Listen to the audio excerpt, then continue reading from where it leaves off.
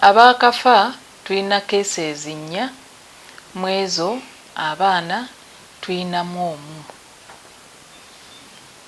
Naye abali mu ddwaliro tulinayo n'abakadde naye bo tebannafa. Abaakafa bali 4 yali taata w'amakaago n'abaana be 3 kubanga keesi yennyini eyasookera ddala yava Katwe.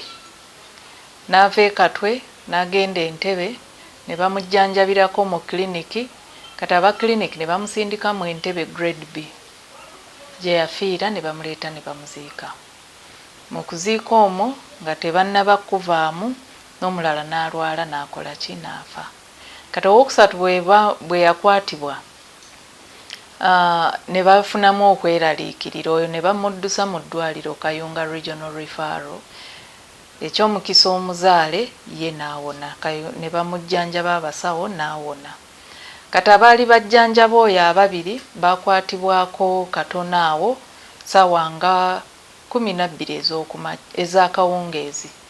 Naye ng'oli ayinamu bupanado bwe n'agamba akamire kano ne mutabani we naye ne bimukwata kulumizibwa mu lubuto kuddukana n'okusesema. Ne bagamba katumire ka panado zigenda okuwera ssaawa 4 bonna ne bafa. Kati abo be twajjako samples nga bamaze otutegeeza ne tuzitwala Entebbe. Twakola ne sport oba twakolerawo okunoonyereza ku ssaawa eyo ng'omu ku bo Semaka yalina covid ne testinga positive. Kati byagenda otuuka Entebbe ebyavaayo ng'era kituufu yalina covid era n'afa ne Cholera we bakonfamingira cases 2 ezaasookera ddala. Kati twabadde awo nga tumanyi embeera tugikwasaganya era bwe baatugamba ne tugenda ne tusomesa abantu ne tubalagirira ekyokukola tuleme kusaasaanya buno obulwadde. Tuba tuli awo era ne batutegeeza nti eriyo abalala abaakwatiddwa awo ekirwadde kyekimu. Naye ng'era tetwawummula, twabeera era nga tunoonyereza ate nga bwe tusomesa abantu mu district yonna. Bino byonna byabaawo Busaana Town Council. Kati wiiki ewedde kwe kujja ate ne batuwaayo abalala abaava mu Busaana sub-county. Nejjo ne tufunayo abalala abaavudde Kayunga Town Council. We twogerera waliyo abalwadde 8 mu Kayunga Regional Referral. Naye tukola contact tracing oba line listing oba kati kaŋŋambe bw'olwala gw'obadde naye abadde akujjanjaba ne tukola okunoonyereza okwo. Kati twakasindika oba twakaweereza samples 11 ebyagenza okukomawo results 2 tetunnazifuna ez'abantu 2 tetunnazifuna. Twakafunako results z'abantu 9 naye kwaba 9 6 already bali positive Kolera. So tukyakikwasaganya era wenjogerera tiimu yonna ng'ekulembeddwamu RDC chairman 5 ne CAO ne DHO n'abalala bagenze mu bitundu ebyo okwongera okusomesa abantu n'okwongera obbatetenkanya obbabudaabuda n'obbagamba ki ekyokukola. Mu district tulinamu tiimu evudde mu WHO, evudde mu UNICEF n'evudde ku Ministry of Health. Tulinamu ne tiimu evudde ku Infectious Disease Institute. So tukikwasaganya era tuyina essuubi nti tujja kujjanjaba abantu baffe tebajja kufa. Tulina eddwaliro era gye tunoonyeza gye tugenda otteeka abantu bano Namusaala Health Center 3. Services endala tuziggyeyo, task force etuula n'esalawo ne tugamba nti abalwadde abalala bagende ku malwaliro amalala kati eyo egenda okubeera treatment center yaffe e Namusaala. Bameka in general abaakafa then tulinamu abaana bameka oba ate bwe kituuka mu baana bujja kujja bagira abaakafa tulina cases 4 mu ezo abaana tulinamu omu naye abali mu ddwaliro tulinayo n'abakadde naye bo tebannafa abaakafa bali 4 yali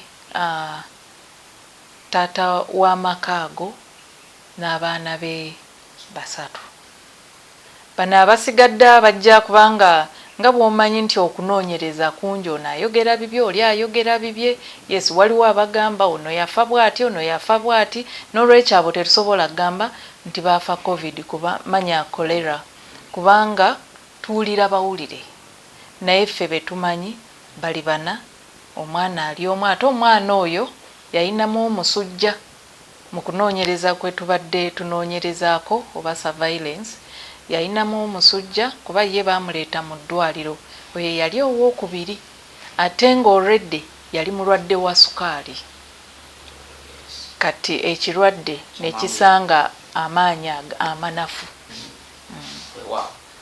mu kaseera kano ng'abeebyobulamu nga tumaliriza mwetala mudde eno neeno mulina ebikozesebwa ebimala kujjanjaba abantu bano era nga bw'omanyi nti bino tubiyita ekigwa kitalaze naye era weetetenkanya n'obaako by'oyina tulisa ebitandikibwako tubiina ate tulina obugumu kubanga ekitongole ky'ebyobulamu tuli nakyo World Health Organization tuli nayo UNICEF tuli nayo ne district yonna kubanga si kitongole kya byabulamu oba health department nti yevunaanyizibwako ne departments endala nazo zitukwasaganyizaako era we tutandikira tulina nga bwe twetegese. Kiki ekireeta kolera? Kolera ono ekigireeta nja kugamba nti bucaafu butakozesa bulungi kaabuyonjo ne weesanga nga oli bw'aba apamye wano oba mu amazzi ne gakulukuta ne weesanga nga tunywedde amazzi ago nga togafumbye n'ofunirawo ekirwadde ekyo. Generally ekigireeta bucaafu kambuyita obucaafu obutakozesa bulungi ttooyi. Kakati mu kaseera kano public ekola etya oba mugenda kusaawo measures? Mu kaseera kano tusomesezza abantu bonna okwongera okwerinda kunaaba mu ngalo nga buli bw'owulira nti oba ogenda kulya naaba mu ngalo bw'oba omaze okukozesa kaabuyonjo naaba mu ngalo kwega buli kiseera naaba mu ngalo tonywa mazzi gatali mafumbe tolya mmere etali nfumbe bulungi etayidde naddala greens ezo tumanyi okubugumyako ne tulya then ne tugamba nti kati twewale kaŋŋambe amaka gano bwe tuba tumanyi oba gakwatiddwa ekirwadde kino tugezeeko obutabeera obutajja mu maka gano tusobole okukola ki okuwonya oba okuziyiza ekirwadde kino. Akaterekeka nyongera okukubiriza abantu buli wamu si Busaana yokka, Busaana Town Council, Busaana Sub County, Kayunga Sub County naye Kayunga yonna n'ab'okumuliraano kubanga ekyalo ekyo kye twogerako oba Sub County eyo gye twogerako eri ku nsalo ne Kamuli. Kati nyongera okukubiriza abantu tusigale we tuli tetwongera kutambula kuba bwe tutambula tusaasaanya obulwadde buno. Kamuli baliraanwa nyongera obbakubiriza nammwe amaaso gammwe gabeere ku lutimbe kubanga awo kumpi basala busaze ate ne oludda luli olw'ekamuli mazzi ge gamu ge tukozesa n'olwekyo nabo saawa yonna tomanya so nyongera okukubiriza abantu ffenna katukwatagane okulaba nti tulwanisa ekirwadde kino buli omu asigale waali temusaasaanya kirwadde kino ate nyongera okukubiriza buli omu VHTs LC buli mukulembeze na buli muntu kubanga kikkakatako bw'oba olaba nti oyina oba sayini oba oyina bw'oteewulira bulungi, dduka mangu ogende mu ddwaliro oba kubira abasawo. Twabawadde essimu ya DHO ne tubawa essimu ya RDC n'abala muyina amasimu gaffe ge twali tukozesa mu COVID. Musobola okukozesa amasimu ago, ffeeno tujja kuba batutegeeza twanguwe obbasanga n'okutaasa embeera. Twafunye ekizibu. Kolera yazenze Kayunga district. Ekizibu kino kisingira ddala mu ggombola ly'e Kayunza ly'e Busaana. Naye tugenze okutuuka leero nga ne nakaliro wano mu Kayunga Town Council nawo tufunyeewo omulwadde wa kolera. Okusookera ddala kyekireeta kolera bucaafu. Abantu bali obubi, obucaafu, amazzi amacaafu, okulya amawolu, emmere y'amawolu, obutanaaba mu ngalo ng'ovudde mu kaabuyonjo, bye biviirako kolera. Generally kolera ekimuleeta bucaafu. Bannakayunga njagala kubasaba, tubadde namutya naye ng'abantu bali ku mufu yafudde kolera ate balinga abaziika omuntu owa bulijjo. Nsuubira ekintu kino singa kinaagenda ewala, kati tuvudde e Busaana nga tugenda kuteeka restrictions ku masomero, era amasomero agali mu ggombola ly'e Busaana gayinza okulekeraawo okusomesa for 2 weeks tulabe oba embeera eneyinza okukakkanako. Ekyo ekinaagaana n'eggombolo lange ery'e Busaana tusobola okuliggalamuuko for more 2 weeks. So abatuuze ba Kayunga bino byonna embeera tetwagala gituukamu. Singa twekuuma nga tuli bayonjo, kolera kwa spreadingira nakakkana. Olunaku lwaleero abantu 9 be bakebedde, tufunye abantu 6 nga balina kolera.